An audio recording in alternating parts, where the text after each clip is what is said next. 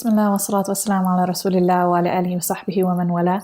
أما بعد, Assalamu alaikum wa rahmatullahi wa barakatuh. This is Sarah Sultan here with Yaqeen Institute to bring you the deed of the day. So as we're talking about this, what I want you to remember and to think about is a time when you were much younger and you brought something to show to somebody that you cared about, probably a parent, right? It could have been a drawing, it could have been something that you built, whatever it is. And remembering the way that they responded to you in that moment. Did you get that encouragement, that support, that praise that you were looking for, right? And how did that make you feel? You know, that elation, that joy, that pride that comes with getting that sense of acceptance from somebody that you really look up to. Or did you get a response that was really negative, right? Or just kind of dismissive? And the feeling that is evoked when you remember that, and that feeling of sadness and hurt, and disappointment and self-doubt that might come from that. So what that's called is validation, right? External validation, meaning validation or a sense of acceptance that you get from the outside. And that's a really normal human need.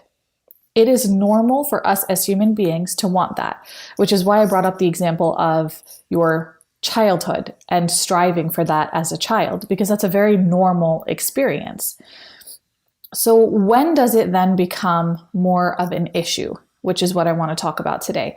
It becomes an issue when this need for external validation becomes something that takes over our lives. It becomes something that we need constantly. It causes us to lose our sense of identity. It prevents us from being able to confront people who have wronged us, from being able to disagree with people who might have a different perspective. When you find yourself changing your thoughts and beliefs because of what someone either approves of or disapproves of, or when you notice that you're starting to ascribe your self-worth to the approval of others, that's all when it starts to become very unhealthy. So the deed that I want us to focus in on today, that we can inshallah start to implement on a daily basis, is how to reduce our need for external validation and to realize that this goal in implementing this deed, this can be very, very impactful in our relationship with Allah subhanahu wa ta'ala. It can be impactful in a lot of different ways, mentally, psychologically, emotionally, and in relationships with others, but particularly in our relationship with Allah subhanahu wa ta'ala. Why is this such an important component spiritually? The reason for that is when we rely deeply on external validation, wanting the approval of other people, we tend to put Allah subhanahu wa ta'ala second. He's no longer at the top of our priority list if we are prioritizing the approval of other people. When we base our self-worth and our choices on the standard that we imagine is pleasing to people, then we put Allah subhanahu wa ta'ala and His standards unintentionally, we put them second. And we are unintentionally telling ourselves that what people think about us is more important than what Allah subhanahu wa ta'ala thinks about us. In Surah Al-Furqan, Allah subhanahu wa ta'ala asks, have you seen the one who takes as his God his own desire? Right? Your own desire to be liked and approved of by people, which is a natural human need, but do we start to take that too far, where we are replacing the standard of Allah subhanahu wa ta'ala with the standards of people?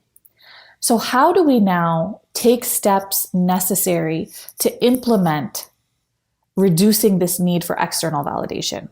The first step in this 3-step process is to build a sense of awareness, right? You can't fix a problem unless you know it's there. So you build a sense of awareness by starting to be a little bit more cognizant and conscious of the fact that you might be striving for the approval of particular people in your life. You might be holding yourself back from certain things because you're worried about how people might perceive them. So starting to become aware of that is number one. The second step is that the goal of trying to please others, trying to get the approval of other people, is an impossible goal. And the reason why this is impossible is because people's hearts are constantly changing. Even the Prophet ﷺ himself used to constantly make dua for Allah subhanahu wa ta'ala to make his heart firm on the deen, because he knew that hearts are changing all the time.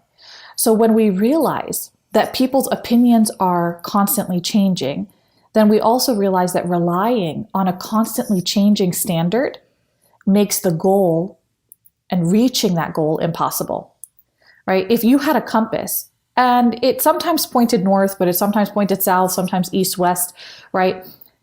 You wouldn't use that compass anymore, right? So why allow the compass that we utilize for our growth and our development and our choices and our judgments and our identity? Why allow that compass to be something that's constantly changing? Because that's what the standards of people are. They're always changing. And then the final step, step 3, is to ask yourself in different situations as you're trying to make a choice, what would Allah subhanahu wa ta'ala want me to do? If you find yourself being drawn to another direction, realize that that's normal, but then also realize maybe this is because I'm needing external validation from other people.